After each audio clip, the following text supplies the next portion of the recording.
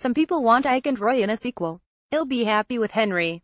Aside from the speed of the strategy required, Fire Emblem and the Warriors games have been quite similar. Both feature a wide variety of weapons, require the ability to adjust tactics on the fly, and feature big casts of characters.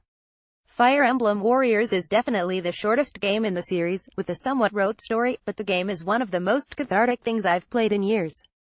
The story mode gets off to a hot start, but is maybe a chapter or two too long even if it would be considered short for a main Fire Emblem game. The existing characters don't have a lot of room to grow, and tend to stick to slightly exaggerated versions of their original characterizations. The only exception, oddly, is the Fates character whose catchphrase was literally "I am betrayal," who remains loyal. Warriors' original characters Rowan, Leona, and Darius have a bit of growth, but otherwise I saw the plot twists coming from the end of the prologue. Weapon variety is also lacking in the game because of the focus on the lords of the respective games. A plurality of the weapons are swords in a game that enforces the Fire Emblem weapons triangle. All three of the game's lance users, that are needed to check swords, are flying units that take a bit to master. There's more magic dragon users than lances, which restricts the character choice going into a map. Depending on the difficulty you play on, the main story can probably be cleared in 1020 hours. A lot of the time will be spent playing through History Mode, which is the successor to Hyrule Warriors Legends' Adventure Mode. The mode sets up various challenges, with the end goal being the unlocking of a new costume or character.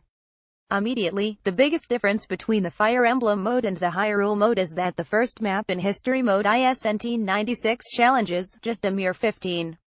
More challenges do unlock after clearing it, which unlock new weapons for the featured heroes.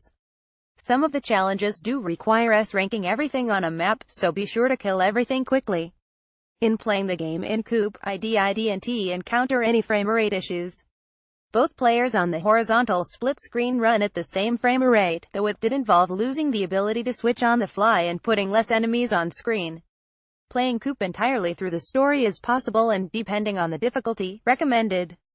Solo is easier to recommend in History Mode, since fewer enemies on screen makes it harder to meet the co-requirements for certain challenges. Warriors attempts to adopt a lot of the mechanics of the recent Fire Emblem RPGs, and succeeds even if they're not so much needed on lower difficulties. There's a path split when dealing with the Fates characters, and it's possible to pair up with another unit during maps to have them jump in for attack or defense as in Awakening.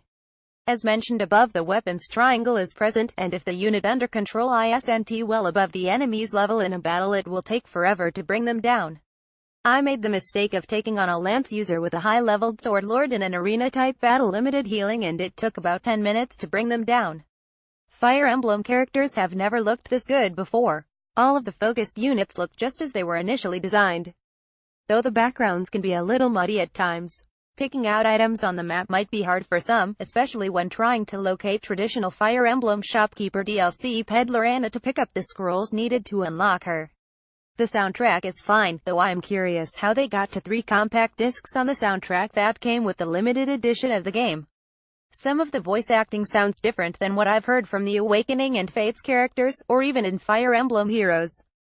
Maybe it was because of the speech coming through TV speakers as opposed to a 3DS or my phone, but the Fates characters seemed especially different.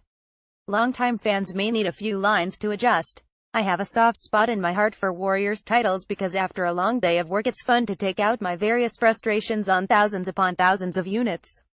The fact that it's in a universe that I've become a huge fan of and that I can take it wherever I go is a huge plus. There's a few holes in the game that the Season Pass might alleviate somewhat, but the core package of Fire Emblem Warriors is still worth diving into.